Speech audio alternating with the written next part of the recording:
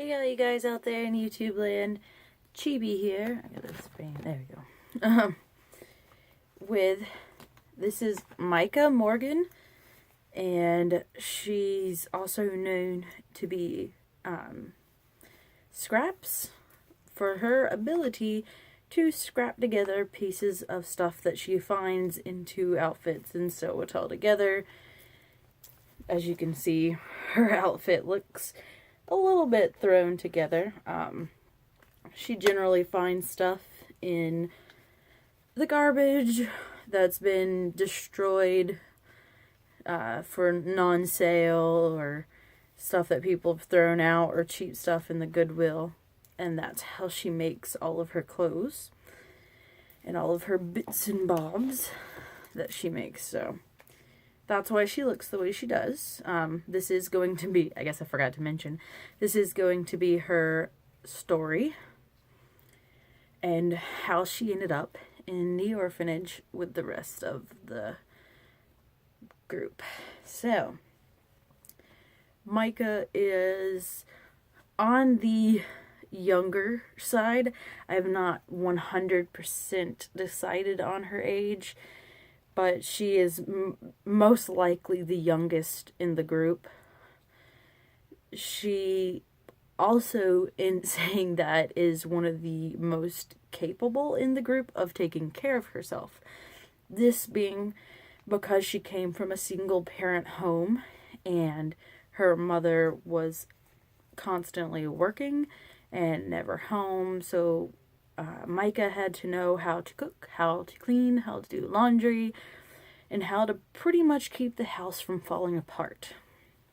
So she has quite the skills in sewing and cooking and just, general life stuff that people probably should know by her age, but generally don't always know how to do. So she can do most things by hand that she needs to do, like her clothes are mostly hand done and stuff like that, because it's not like she had a sewing machine, because she came from a very poor background as well. And she has these gorgeous teal blue eyes that I'm never going to be able to show on camera, so I don't even know why I try. Very vibrant eyes. I love them. So I'm going to start off with her dad is a no-show. Don't know what really happened to him. Her mother, which she loves very much, she's super, super a mama's baby. She loves her mom, understands the situation her mom's in, and does not fault her for having to raise herself. She's a very capable, average B student, and essentially one day her mother goes out to pick up something and never comes back. And of course Micah eventually calls the authorities to try to find her mother, and they find her mother just having passed in the parking lot that she was going to, not moving, no sign of why or how she died. Please watch my videos in order so you can understand why that is significant. I don't want to keep repeating that. And so the police essentially, even without an autopsy, just put it up to drugs because she's a poor class family. Her husband was a known drug addict that Micah did not know about. She knew nothing about her father other than he was gone, and her mom would just say, he's a good man, he tried, he did his best, he's gone now. So she assumed her father was dead. She learns that her father may or may not be dead. No one knows where he is after her mother's passing. She learns that she does have family. Most of her mother's side of the family were estranged or already passed, like her grandmother and grandfather were all passed. No one could take her, so they went to her father's side of the family, who essentially said they wanted nothing to do with that man's piece of junk children. Which is when she learns there's possibly other siblings out there that she doesn't know about, half siblings, and that, you know, her father could possibly alive, we don't know, and that side of the family doesn't care, and they don't want to get to know her, don't want to take her in, they just let the state take her. It's a very sad kind of thing, and it puts her into a bit of a depression, of course, because you learn that, you know, you could have family out there, and in some cases you do have family very for sure out there, and they just don't care. Which is not something she's used to, because the only family she ever knew was her mother, and her mother did care. Very, very much. So after all this, of course, then she's in the orphanage. At about age, I would say 14. It was about 13 or 14 when she ended up in the orphanage. and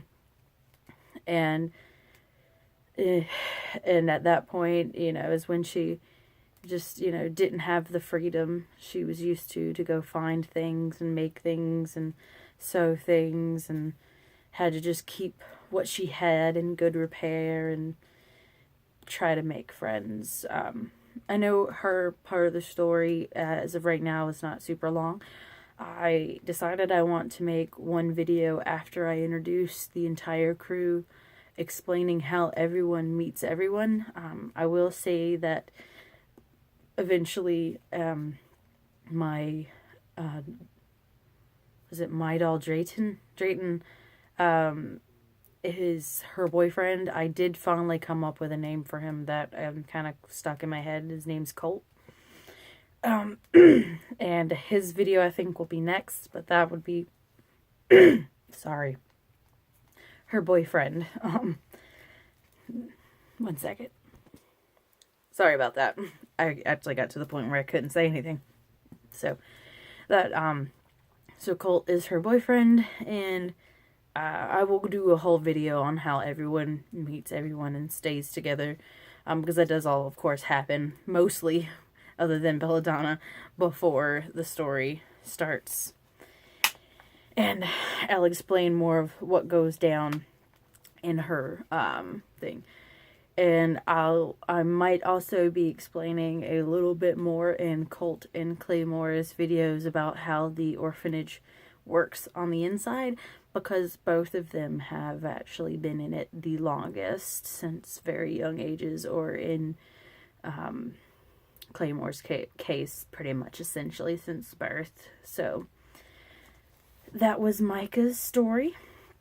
She's gotten a lot of her energy back since the initial having to go into the orphanage, and she's become back to her more upbeat self with Colt by her side, and she plays a very good part in keeping the group from falling apart, literally clothes and everything, because she's there to really make people smile when they're sad.